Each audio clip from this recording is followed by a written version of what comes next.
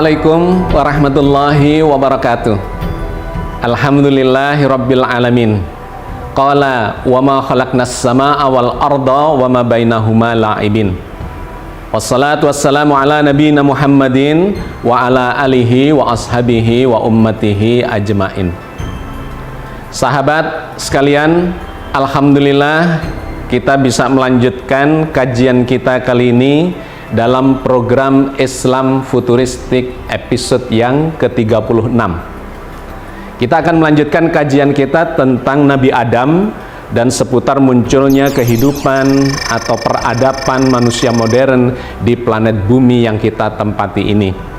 Kita sudah beberapa episode ya melakukan kajian itu, dan hari ini kita akan melanjutkan lagi progres untuk menambahi informasi-informasi dari dalam Al-Quran Al-Karim.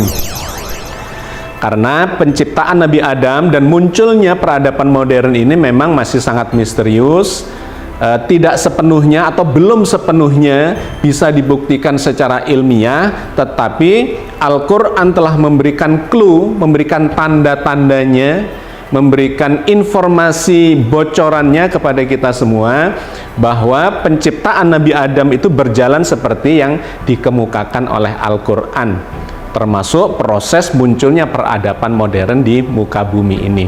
Karena itu kita selalu melakukan kajian dua sisi. Sumber utamanya, sumber pertamanya adalah Al-Quran Al-Karim. Sumber keduanya adalah sains dan teknologi, data-data ilmu pengetahuan yang membenarkan bahwa semua proses itu memang terjadi menurut catatan ilmiah sebagaimana yang cocok dengan apa yang digambarkan oleh Al-Quran Al-Karim. Sahabat sekalian, hari ini kita akan membahas tentang Nabi Adam yang diuji oleh Allah, yang digambarkan oleh Al-Quran. Ya, ada beberapa proses ujian yang kemudian beliau akhirnya terpilih atau dipilih oleh Allah sebagai khalifah di muka bumi. Di episode yang lalu kita telah membahas surga Nabi Adam, bahwa surga Nabi Adam itu ada di planet bumi ini di fase duniawi ya, yang berbeda dengan surga akhirat yang berada di fase akhirat setelah hari kiamat. Ya, ada 8 perbedaan itu yang sudah kita bahas, di antaranya bahwa surga Nabi Adam itu ditempati oleh Nabi Adam dan istrinya, sedangkan nanti surga akhirat itu akan ditempati oleh umat manusia yang beriman, yang bertakwa, yang memang layak dibalasi dengan surga. Nah, yang kedua yang ingin saya sentil atau ingin saya singgung dalam kesempatan ini, di forum kita ada yang mempertanyakan, Pak Agus, bukankah setan ya yang saya gambarkan bisa keluar masuk surganya Nabi Adam itu kan sudah diusir tuh dari surga? Jadi ya memang surganya akhirat itu diharamkan terhadap atau bagi setan dikarenakan memang dia sudah diusir. Dulunya ada di surga, tetapi nantinya kemudian diharamkan. Tetapi harus diingat, ternyata Al-Quran lagi-lagi yang bercerita dan secara gamblang, setan yang sudah diusir dari surga Nabi Adam itu kemudian datang lagi mengganggu Nabi Adam dan istrinya. Jadi sebelumnya itu iblisnya yang diusir dari surga, tetapi ketika Nabi Adam sudah bersama istrinya tinggal di surga itu, ternyata setan juga masuk lagi untuk menggoda dan merayunya sehingga melanggar larangan Allah. Jadi ini sekaligus menjawab ya salah satu pertanyaan yang ada di forum kita, bahwa surga Nabi Adam itu memang berbeda dengan surga akhirat, tetapi dua-duanya ada di planet bumi. Bedanya adalah satu fase duniawi, satunya adalah fase akhirat, di mana jagat raya, langit yang 7 itu sudah dibuka dimensinya oleh Allah. Ya, itu pembahasan yang menarik yang sudah kita lakukan di episode yang lalu. Hari ini kita progres lagi tentang ujian Nabi Adam untuk menjadi khalifah. Informasi tentang ini tersebar di sejumlah ayat, tetapi salah satunya ada di dalam rentetan surat Al-Baqarah ayat 30. Di rentetan itulah kita mendapatkan kronologis bagaimana Adam itu memang didesain, diciptakan oleh Allah sebagai seorang khalifah. Jadi sejak awal sebelum Adam itu ada, itu sudah diberikan bocoran informasinya kepada para malaikat bahwa Allah akan menciptakan Nabi Adam sebagai khalifah. Jadi ini ada skenario besar. Mulai dari dibocorkan proses penciptaan itu atau akan diciptakan Nabi Adam itu, kemudian diciptakan ya di planet bumi yang sudah kita bahas panjang lebar, kemudian diuji dan sampai akhirnya lulus. Itu sesungguhnya adalah sebuah skenario besar, bukan sebuah kebetulan. Hal ini perlu saya tegaskan karena ada yang berpendapat dan berpikiran bahwa seandainya ya Nabi Adam itu dulu tidak melakukan kesalahan, melanggar larangan ya di surga, makan buah khuldi itu, maka kita ini keturunan Adam ini sesungguhnya tetap berada di surga loh, tidak berada di bumi ini. Ya, itu adalah pemikiran yang salah tentu saja. Karena Nabi Adam itu melanggar larangan atau tidak, sesungguhnya desainnya adalah diciptakan sebagai khalifah di muka bumi ini. Jadi tentu keliru kalau ada yang kemudian sampai berpikir bahwa seandainya Nabi Adam tidak makan buah khuldi, ya kemudian tidak keluar dari jannah itu, ya kita semua ini sesungguhnya masih berada di jannah atau di surga itu. Nah, itu tidak tepat. Nanti kita lihat bahwa ternyata penciptaan Nabi Adam sejak awal ya sudah didesain untuk munculnya peradaban manusia di muka bumi, dimulai dari peradaban Nabi Adam dan keluarganya.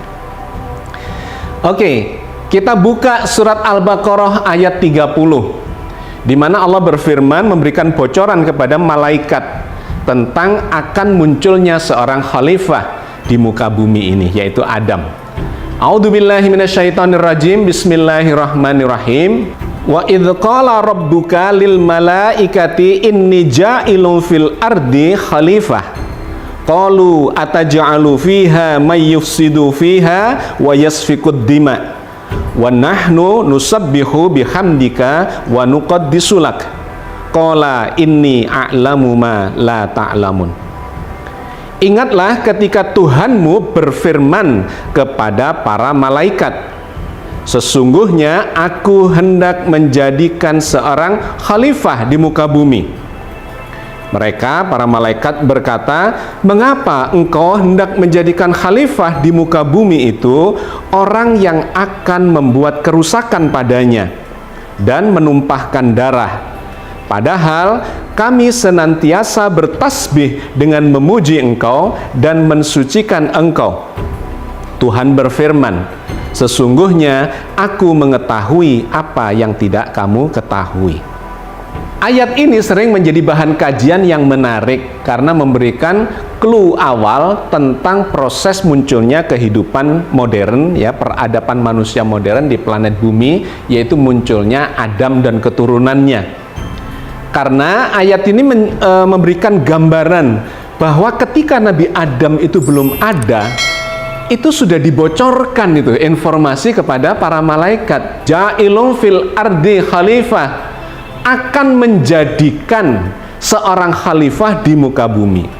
Allah telah berkata kepada para malaikat akan menjadikan seorang khalifah di muka bumi. Nabi Adamnya belum ada, tetapi sudah ada informasi skenario besar bahwa manusia yang akan diciptakan Allah ini akan menjadi seorang khalifah. Nah, ini menjadi sangat penting untuk memahami seluruh rangkaian cerita itu, bahwa rangkaian cerita Nabi Adam mulai dari diciptakan dari tanah bumi, di planet bumi, ditempatkan di sorga, diganggu atau dirayu oleh setan dan kemudian melanggar larangan sampai kemudian turun dari sorga dan seterusnya, itu sesungguhnya adalah skenario besar. Di situ bermakna ada proses-proses ujian untuk mempersiapkan Nabi Adam sebagai khalifah. sekali lagi bukan sebuah kebetulan atau apalagi kecelakaan, ya, bahwa turunnya Nabi Adam dari surga ke bumi itu dikarenakan kecelakaan makan buah khuldi. Nah, bukan begitu cara memahaminya, karena sejak awal itu Allah sudah mendesain proses-proses, tahapan-tahapan dari penciptaan Adam itu sampai mempersiapkan untuk menjadi seorang khalifah. Ya, jadi itu ayat yang pertama di dalam surat Al-Baqarah ayat 30. Allah membocorkan pada para malaikat, dan malaikat sempat bertanya, kok itu yang mau dijadikan khalifah di muka bumi? Padahal yang mirip-mirip begitu, ya, yang bentuknya seperti itu adalah bangsa yang suka bikin kekacauan, perang, menumpahkan darah, begitu kan? Tapi penutup dari ayat itu, qala inni a'lamu ma la ta'lamun. Allah berkata, aku lebih tahu dari kamu. Sehingga tetaplah dilakukan penciptaan itu, proses Nabi Adam untuk mempersiapkannya menjadi seorang khalifah. Maka apa yang kemudian dilakukan oleh Allah dalam cerita ayat-ayat itu, ya, rentetan surat Al-Baqarah ayat 30-an itu. Kita bisa membaca di ayat berikutnya. Dalam surat Al-Baqarah ayat 31. Wa 'allama Adamal asma'a kullaha tsumma 'aradahum 'alal malaikah faqala ambi'uni bi asma'i haula'i in kuntum shadiqin. Dan dia mengajarkan kepada Adam nama-nama benda seluruhnya, kemudian mengemukakannya kepada para malaikat. Lalu Allah berfirman, sebutkanlah kepadaku nama benda-benda itu jika kamu memang benar-benar orang yang benar. Ayat 31 dari surat Al-Baqarah ini memberikan klarifikasi, ya, memberikan penjelasan lebih jauh dari ayat 30. Kenapa? Karena di ayat 30 malaikat itu meragukan kemampuan si Adam yang akan, belum ada Adamnya, ya, hanya menunjuk kepada suatu bangsa, satu kelompok manusia yang mirip-mirip dengan Adam. Itu diragukan oleh para malaikat. Apakah bisa yang seperti itu menjadi khalifah di muka bumi ini? Apa nggak tambah rusak semua? Nah, kemudian Allah memberikan pembuktian. Apa pembuktian yang Allah berikan? Ternyata Adam ini, ya, yang akan diciptakan sebagai seorang khalifah ini berbeda dengan makhluk yang sebelumnya. Apa perbedaannya? Ternyata pada tingkat kecerdasan dan keilmuannya. Di surat Al-Baqarah ayat 31 ini Allah menjelaskan bahwa Adam itu memiliki kemampuan lebih di dalam memahami jagat raya ini. Ya, wa 'allama Adamal asma'a kullaha. Allah mengajarkan kepada dia. Wa 'allama Adamal asma'a kullaha, nama-nama semua benda yang ada di jagat raya ini. Nah, itu mewakili ilmu pengetahuan. Artinya, peradaban manusia modern yang dimulai dari zaman Adam itu adalah peradaban yang berbasis kepada ilmu pengetahuan, dan itu ada kaitannya dengan kecerdasan. Nah, inilah perbedaan manusia di zaman Adam, ya, dengan manusia-manusia sebelumnya. Tingkat kecerdasannya yang berbeda, penguasaan sains, ya, ilmu pengetahuan itu yang membuat dia berbeda. Wa 'allama Adamal asma'a kullaha tsumma 'aradahum 'alal malaikah. Kemudian Allah menantang kepada para malaikat, ya, tsumma 'aradahum 'alal malaikah faqala ambi'uni bi asma'i haula'i in kuntum shadiqin. Itu Adam bisa tuh menguasai semua yang diajarkan oleh Allah. Sekarang engkau malaikat, coba kamu lakukan, sebutkan nama-nama, ya, seperti yang digambarkan, disebutkan oleh Adam itu. Nah, ternyata malaikat kemudian mengatakan tidak bisa. Nah, itu digambarkan, diceritakan pada ayat berikutnya lagi. Di dalam surat Al-Baqarah ayat 32 kemudian Allah menceritakan hal itu. Qalu subhanaka la ilma lana illa ma 'allamtana innaka antal alimul hakim. Mereka, para malaikat menjawab, Maha suci Engkau, tidak ada yang kami ketahui selain dari apa yang telah Engkau ajarkan kepada kami. Sesungguhnya Engkaulah yang maha mengetahui lagi maha bijaksana. Nah, di ayat ini kemudian Allah menegaskan ternyata malaikat menyerah gitu ya. Qalu subhanaka la ilma lana illa ma 'allamtana. Mereka mengatakan, Maha suci Engkau ya Allah, subhanaka. Qalu subhanaka la ilma lana illa ma 'allamtana. Tidak ada yang kami ketahui kecuali yang Engkau ajarkan kepada kami. Innaka antal alimul hakim. Sesungguhnya Engkau lah yang maha berilmu, maha mengetahui, dan maha bijaksana. Artinya itu sebuah ungkapan mereka sudah menerima. Ternyata Adam yang diciptakan oleh Allah untuk menjadi khalifah itu memang makhluk yang berbeda dengan yang mereka ragukan. Apa perbedaannya? Yaitu dalam keilmuannya, dalam kecerdasan otaknya, dan dalam penguasaan ilmunya tentang segala sesuatu. Maka di dalam ayat itu digambarkan malaikat menerima dan memperoleh buktinya bahwa Adam memang layak ya secara kecerdasan intelektualnya untuk dijadikan sebagai seorang khalifah. Nah, hal itu kemudian ditegaskan lagi di dalam ayat berikutnya dalam surat Al-Baqarah ayat 33 ketika Nabi Adam diminta untuk berhadapan dengan para malaikat itu menyampaikan ilmu yang diajarkan ya oleh Allah kepada Nabi Adam. Qala ya Adam ambihum bi asma'ihim falamma amba'ahum bi asma'ihim qala alam aqul lakum inni a'lamu ghaibas samawati wal ardi wa a'lamu ma tubduna wa ma kuntum taktumun. Allah berfirman, wahai Adam, beritahukanlah kepada mereka nama-nama benda ini. Maka setelah diberitahukannya kepada mereka nama-nama benda itu, Allah berfirman, bukankah sudah kukatakan kepadamu bahwa sesungguhnya aku mengetahui rahasia langit dan bumi dan mengetahui apa yang kamu lahirkan dan apa yang kamu sembunyikan. Jadi sahabat sekalian, sudah terbukti ya Nabi Adam lolos ujian pertama terkait dengan kemampuan intelektualitasnya.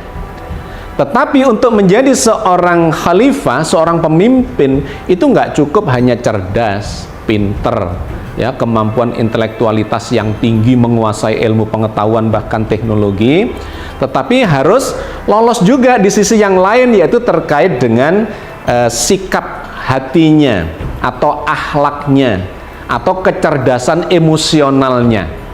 Nah, itulah yang kemudian diujikan oleh Allah di step berikutnya. Di surat Al-Baqarah ayat 35 kemudian Allah bercerita, ya, menceritakan Adam kemudian diperintahkan untuk menempati surga itu bersama dengan istrinya.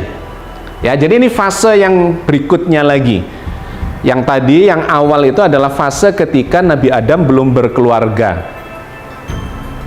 Sudah sejak kecil menunjukkan kemampuan bakatnya sebagai seorang pemimpin, yang kemudian dibuktikan perbedaannya oleh Allah kepada malaikat bahwa Adam itu berbeda dengan makhluk yang dicurigai atau diremehkan oleh malaikat karena melihat makhluk yang semacam itu kayaknya tidak pantas untuk jadi khalifah.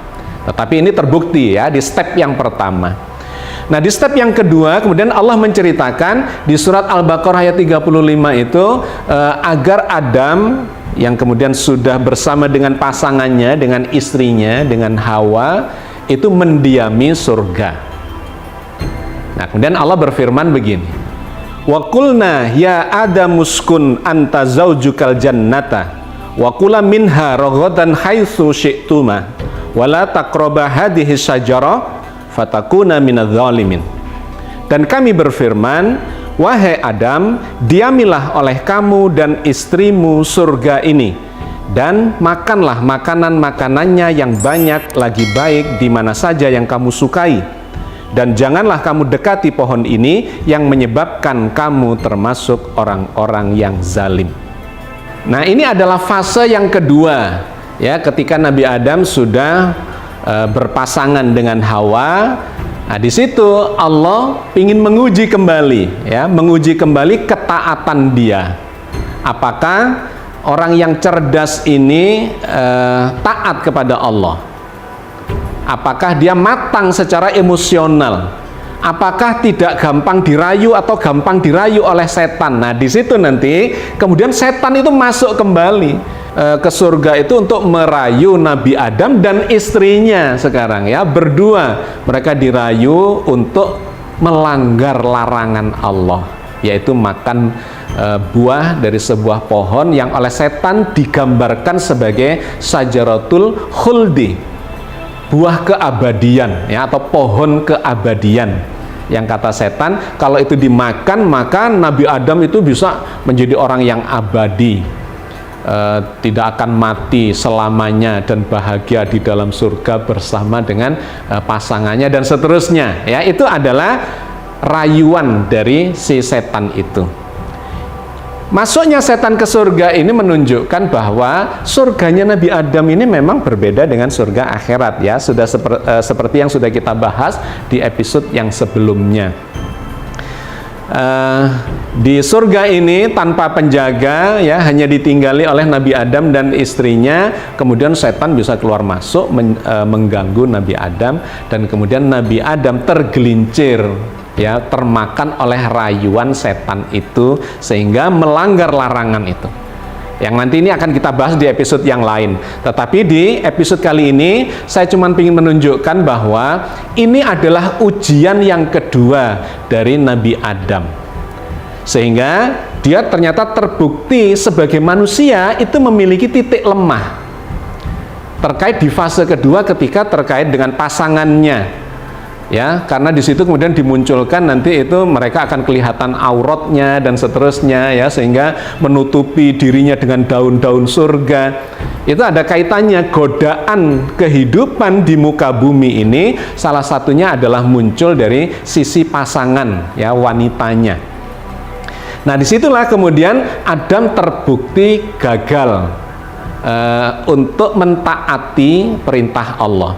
Tetapi kegagalan itu kemudian terobati karena Nabi Adam kemudian menyadari dirinya. Nah, di sini muncul pembelajaran, ya, hikmah dari kisah ini, bagaimana seorang Adam, seorang manusia modern yang sudah mengalami kegagalan, melakukan dosa, kemudian dia melakukan pertobatan. Nah, itu diceritakan oleh Allah di ayat yang berbeda. Di surat Toha ayat 121 dan 122 Allah kemudian menceritakan tentang terjadinya pelanggaran itu. Fa'akala minha fabadat lahuma sau'atuhuma wa tafiqa yaksifani alaihima mi warakil jannah wa asaw adamu rabbahu faghawa. Maka keduanya memakan dari buah pohon itu, lalu nampaklah bagi keduanya aurat-auratnya, dan mulailah keduanya menutupinya dengan daun-daun surga, dan durhakalah Adam kepada Tuhan dan sesatlah ia. Tsummatstabahu rabbuhu fataba alaihi wahada. Kemudian Tuhannya memilihnya, maka dia menerima taubatnya dan memberinya petunjuk. Kedua ayat yang ada di dalam surat Toha ayat 121 dan 122 ini sangat menarik. Kenapa? Karena di ayat 121 itu Allah berfirman atau bercerita tentang melanggarnya Nabi Adam terhadap larangan, ya, yang diberikan oleh Allah, diperintahkan oleh Allah. Jangan dekati itu. Nah, malah dimakan buahnya, ya, sesuai dengan rayuan dari setan itu. Nah, di penutup ayat 121 itu Allah mengatakan wa asa adamu rabbuhu faghawa. Adam durhaka, ya, maka durhakalah Adam kepada Tuhannya dan tersesatlah dia. Jadi sangat jelas di situ bahwa Adam melanggar larangan, kemudian durhaka kepada Allah akibat rayuan itu, dan kemudian disebut sebagai orang yang tersesat. Nah, menariknya di ayat 122-nya kemudian Allah mengatakan, dan Allah kemudian memilih Adam itu. Dia bertobat dan kemudian Allah memberikan petunjuk kepadanya. Ini sesuatu yang menarik. Justru ketika Adam itu melakukan kesalahan, durhaka, kemudian dianggap tersesat, malah dipilih oleh Allah. Jadi bagaimana itu memahami ayat ini? Nah, disinilah ujian kedua itu, ya, yang saya sebut sebagai kematangan atau kedewasaan spiritualitas Adam. Bukan cuma kecerdasan intelektualnya, tapi kecerdasan emosional. Bahwa sebagai manusia biasa, Adam itu bisa melakukan kesalahan, bisa melakukan dosa, sebagaimana kita semua. Tidak ada di antara kita yang tidak berdosa. Tetapi kemudian ditunjukkan bahwa kematangannya adalah secara spiritual, ketika dia berdosa, kemudian dia mengakui dosanya itu. Dan kemudian bertobat kepada Allah, mohon ampun kepada Allah. Nah, disitulah justru lulus dia menunjukkan kualitas seorang yang bertakwa. Karena itu setelah melanggar, kata ayat 122-nya itu, justru Allah memilihnya, ya, menerima tobatnya dan kemudian memberikan petunjuk. Nah, ini ya, karakter yang seperti ini di ayat-ayat lain disebut sebagai karakter orang yang bertakwa. Itu digambarkan oleh Allah di dalam surat Ali Imran, ya, mulai dari 133, 134, 135. Nah, yang terkait dengan yang kisah yang sedang kita bahas ini, itu ada di 135. Di Ali Imran 133-nya Allah mengatakan tentang orang yang bertakwa. Lantas siapakah orang yang bertakwa itu? Nah, itu dijelaskan di 134 dan 135. Tetapi kita ambil saja yang terkait langsung dengan kriteria bertakwa terkait Nabi Adam, itu yang di ayat 135. Siapakah orang yang bertakwa itu? Kata ayat ini begini. Walladzina idza fa'alu fahisatan aw dzalamu anfusahum dzakarullah fastaghfaru lidzunubihim wa may yaghfiru dzunuba illallah wa lam yusirru ala ma fa'alu wa hum ya'lamun. Dan orang-orang yang apabila mengerjakan perbuatan keji atau menganiaya diri sendiri, mereka ingat kepada Allah, lalu memohon ampun terhadap dosa-dosa mereka. Dan siapa lagi yang dapat mengampuni dosa-dosa selain daripada Allah? Dan mereka tidak meneruskan perbuatan kejinya itu, sedang mereka mengetahuinya. Jadi pemahaman secara komprehensif dan holistik atas kisah Adam ini sangat menarik. Karena ternyata di fase yang kedua, di ujian yang kedua, itu beliau diuji terkait dengan kematangan spiritualitasnya. Bahwa sikap yang seperti ditunjukkan Nabi Adam, bolehlah berdosa ya sebagai manusia. Apalagi itu banyak macam-macam dosa, ada yang tidak sengaja, ada yang tidak mampu menahan diri, ada yang bahkan sengaja. Tapi poin pentingnya adalah ketika dia melakukan perbuatan dosa itu, maka seorang yang bertakwa itu akan segera ingat Allah. Seperti diceritakan di dalam surat Ali Imran 135 ini.